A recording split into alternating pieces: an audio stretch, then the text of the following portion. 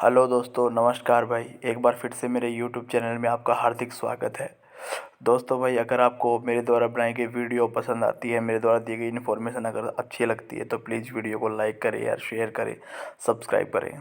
तो भाई अभी है ना, मैंने अपना हरियाणा पुलिस मेल कांस्टेबल का जो है वो ऑनलाइन स्क्रूटनी का फॉर्म भरा है, और मैं आपको बताऊँगा कैसे स्टेप बाय स्टेप आप जो है ये फॉर्म भर सकते हैं।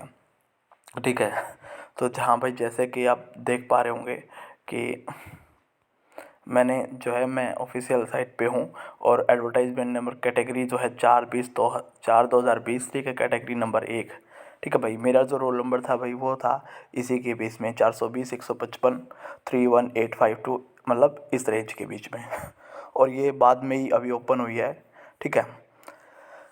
तो मैं आपको दिखा देता हूँ, जैसे कि देखना भाई, आप एप्लीकेशन फॉर्म, तो यहाँ पे आपने क्या डालना है भाई, यहाँ पे आपने ना एप्लीकेशन फॉर्म डालना है। अब देखो भाई, आपके पास उस टाइम जब फॉर्म आपने भरा होगा, तब हो सकता है आपने अपने मोबाइल से भरा हो, तो एप्लीकेशन फॉर्म आपके पास ना हो।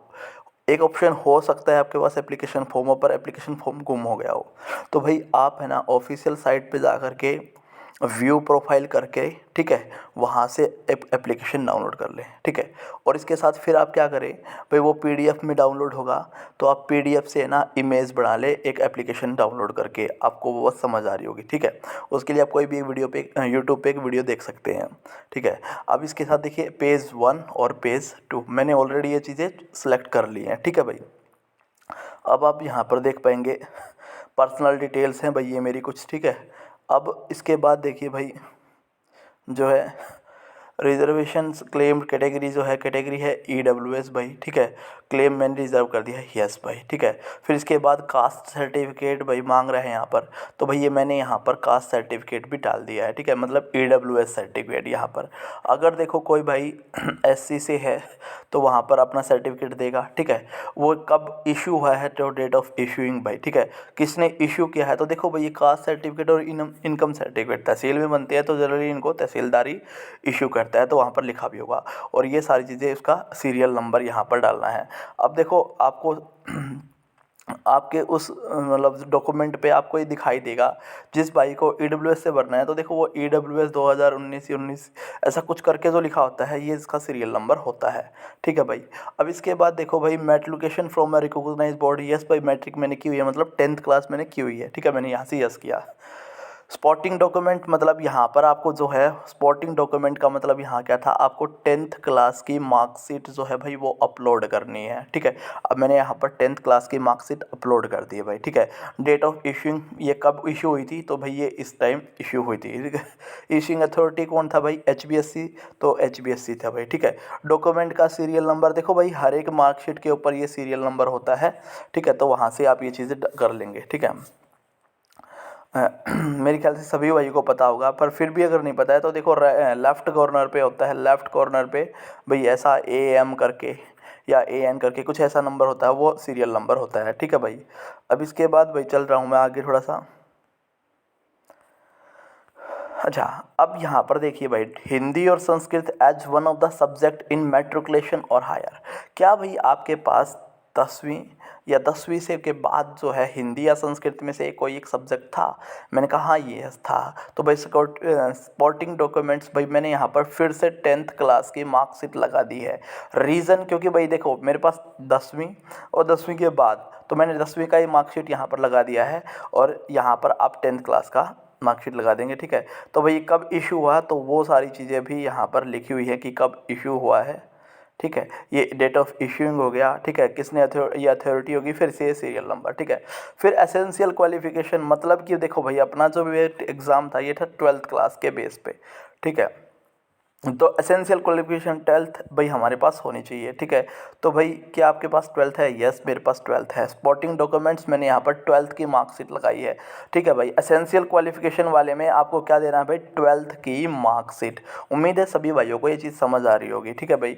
अब इसके बाद डेट ऑफ इशूइंग, तो भाई ये कब इशू हुआ है, तो ये जो मेरा इशू है ये 6/3/2013 को। ठीक है। डेट ऑफ इशूइंग का मतलब मैं समझा देता हूँ क्या है, कहाँ पर लिखा होता है ये भाई, जिस दिन आपका रिजल्ट आता है ना, तो वो डेट ऑफ इशूइंग हो जाती है। ठीक है, तो भाई ये आप डेट ऑफ इशूइंग वहाँ पर ये लगा दोगे। ठीक है भाई, इशूइंग अथॉरिटी तो HBSC है। फिर से भाई डॉक्यूमेंट सीरियल नंबर, तो भाई डॉक्यूमेंट सीरियल नंबर मैंने यहाँ पर ये डाल दिया है भाई। ठीक है, अब इसके बाद देखें भाई अब मैक्सिमम 10 नंबर एडिशनल क्वालिफिकेशन के भाई, तो यहाँ पर एक बात देखिए भाई, वो 4, 3 और 3 में डाला हुआ है। ठीक है, उन्होंने एडिशनल क्वालिफिकेशंस है। तो सबसे पहले क्या आपके पास ग्रेजुएशन है? हाँ, तो भाई मैंने ग्रेजुएशन भी की हुई है, तो ग्रेजुएशन भी डाल दिया मैंने यहाँ पर। ठीक है, तो मतलब जिस भाई ने की होगी वो यहाँ पर जो है वो यस करके, फिर इसके बाद क्या किया हुआ है, तो BSc भाई मैंने नॉन मेडिकल से की हुई है, तो ये क्वालिफिकेशन नेम बता दिया भाई। ठीक है, अब इसके बाद देखें भाई सपोर्टिंग डॉक्यूमेंट्स में मैंने यहाँ पर क्या किया,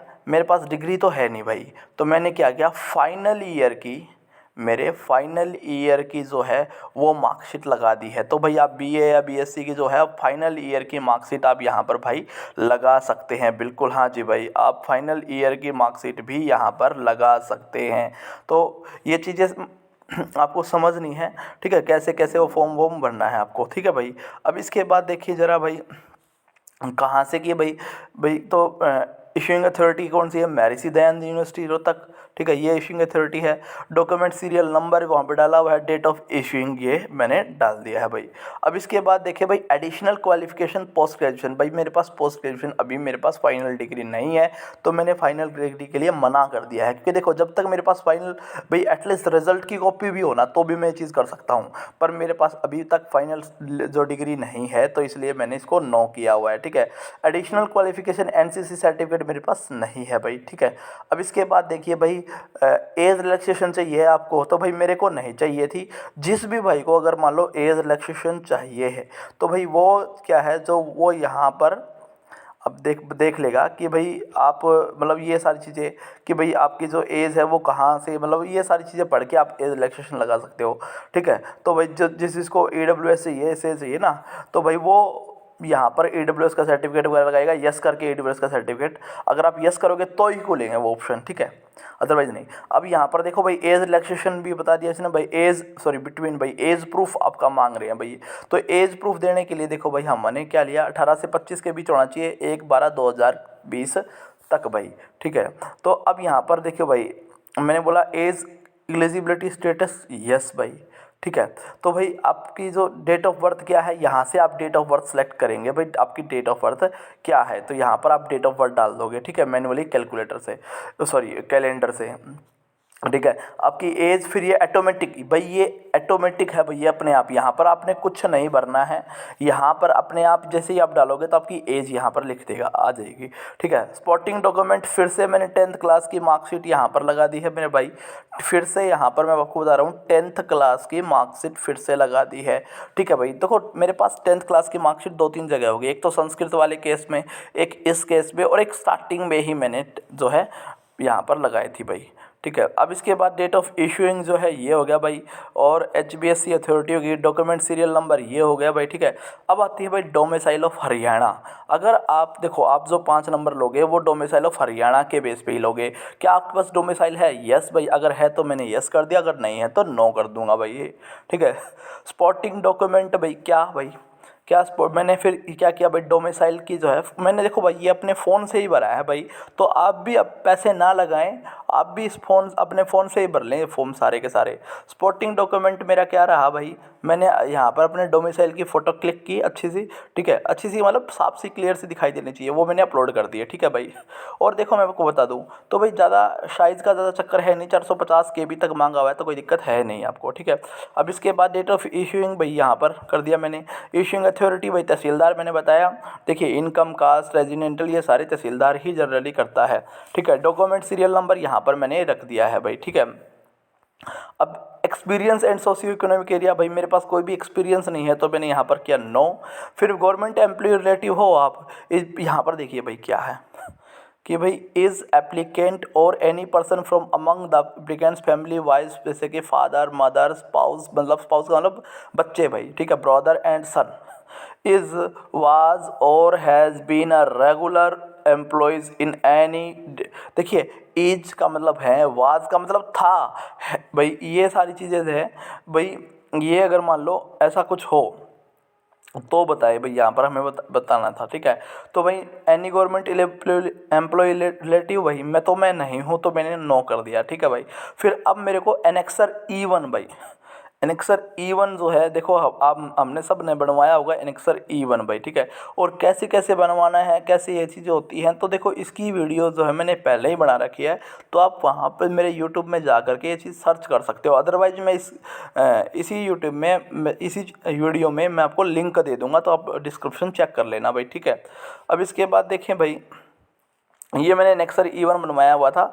एनेक्सर E1 जो है, फिर मैंने यहाँ पर डाउनलोड, यहाँ से अपलोड कर दिया, ठीक है भाई।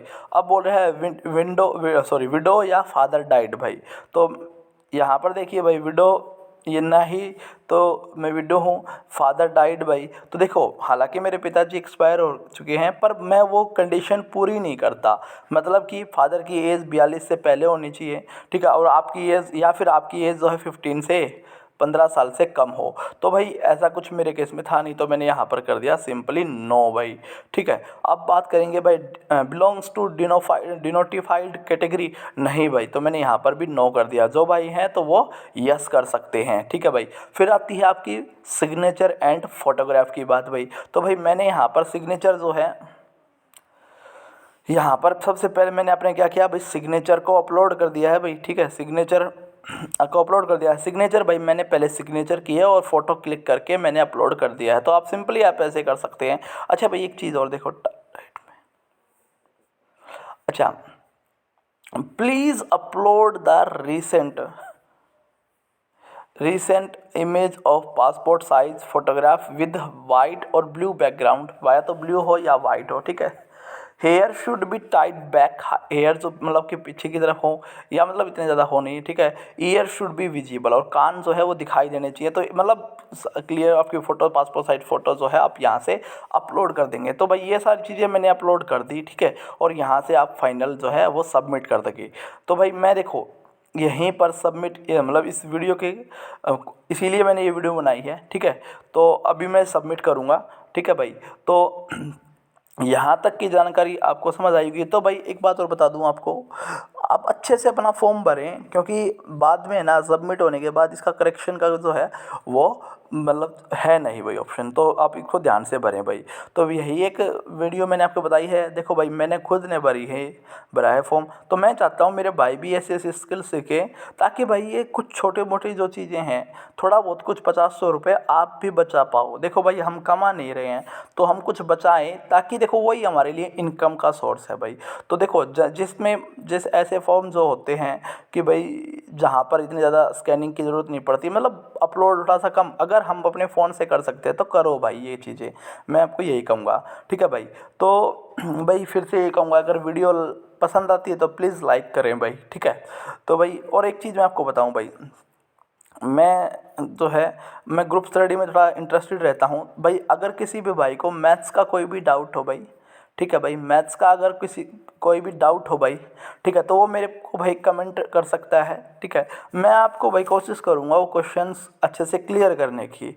तो भाई मेरा ऐसा मानना है कि हम जो है ग्रुप स्टडी अगर करेंगे, हम मिल के अगर बैठ के, मतलब मैं आपको साथ वो डिस्कस करूँगा वो टॉपिक, आप मेरे साथ वो टॉपिक डिस्कस करेंगे, तो हम अच्छे से वो हमारा जो है सब्जेक्ट को अच्छे से स्ट्रॉन्ग कर सकते हैं। तो भाई मेरी तरफ से यही है कि मैथ्स का कोई भी डाउट अगर आपका हो तो प्लीज़ मेरे को भाई बताएं भाई। अगर मेरे को नहीं आता मिलेगा तो मैं आपको सीख के सिखा दूंगा कहीं ना कहीं से। तो भाई इस बहाने मैं भी आपसे एक चीज़ सीख जाऊंगा। तो दोस्तों ऐसे ही चीज़ें शेयर करते रहें, ताकि भाई यही है, हमें मिल के ही सीखना है, ठीक है। और भाई देखो लॉकडाउन लग गया है, तो भाई आपको पता है डिमोटिवेशन तो आएगा ही आएगा। तो क्या करें इस डिमोटिवेशन के लिए, तो भाई आप थोड़ी बहुत पढ़ाई करें, मतलब पढ़ाई से एकदम डिस्ट्रैक्ट मत होएं, एकदम इससे ना टूटें। कोशिश करें ग्रुप बनाएं अच्छा सा भाई, दोस्तों के साथ शेयर करते रहें बातें भाई, और अपने डाउट्स भाई मजाक मजाक में उनसे क्वेश्चन ही पूछ लो, ताकि आपको तो वो क्वेश्चन याद ही रहेंगे, ठीक है भाई। तो धन्यवाद दोस्तों, bye bye, good night, tata, see you.